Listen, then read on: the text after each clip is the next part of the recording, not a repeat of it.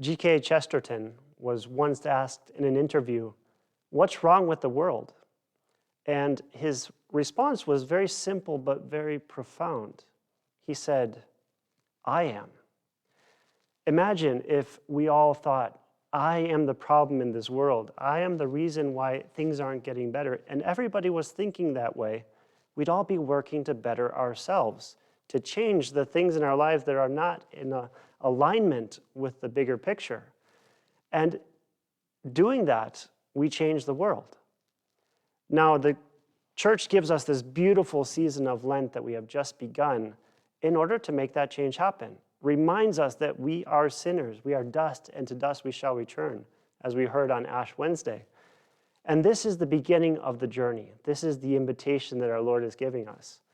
Now, just a few days ago, I was having an experience just like Chesterton that reminded me that I am in need of change as well.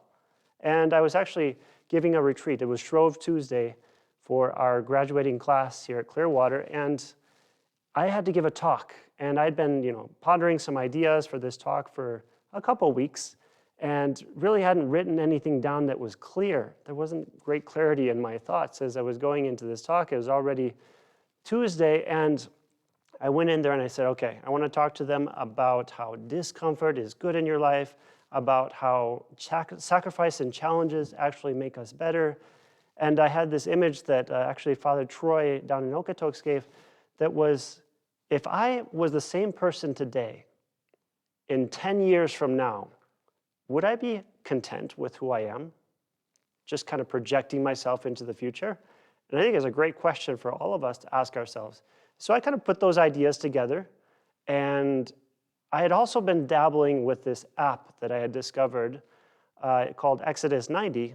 It's a program made for men that helps us to have commitments that create a discipline in life that create healthy habits.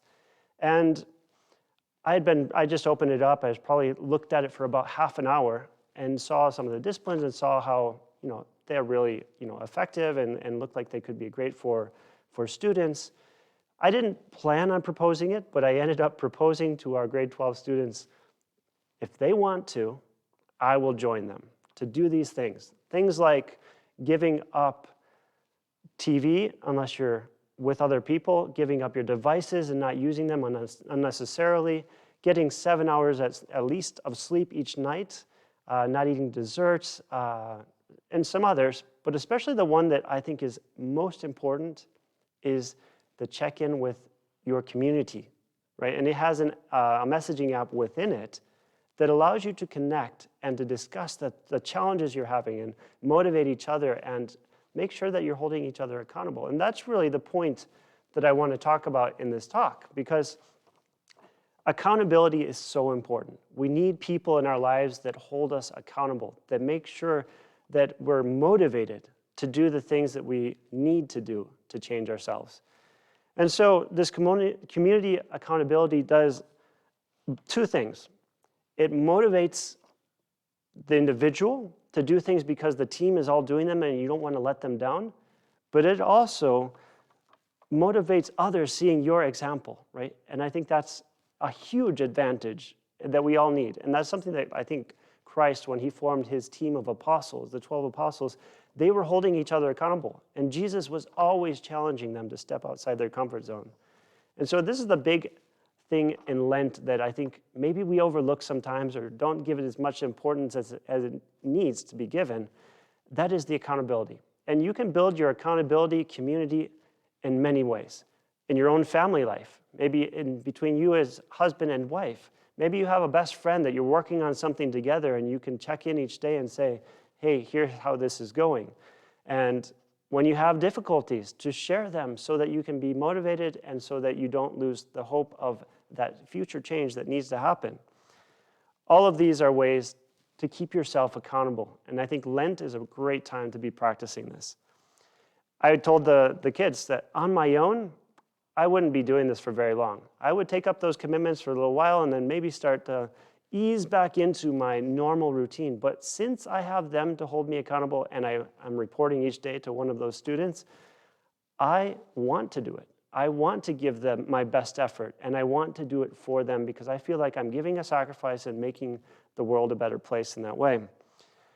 Now, Matthew Kelly, he's a Catholic author. Maybe he didn't invent the phrase becoming the best version of yourself, but he has made it popular in the Catholic world. And in order to do that, he gives us two principles to live by. The first one is to do the next right thing, to make the next right decision. And that requires you to live in the present moment. And I think that maybe is just by itself a great Lenten commitment as long as it becomes concrete. But to do the next right thing will always put you on the right path. And the second principle is to become or be the change that you want to see in the world. And obviously it's not something he invented, but to be that change that you want to see in the world, you have to change yourself. And so taking those ideas and putting them into your Lenten observances this year, I think is going to make your Lent a very fruitful time. So I hope these ideas can help you as you continue your Lenten journey and give you some ideas as you continue to travel through your week. God bless and have a wonderful week.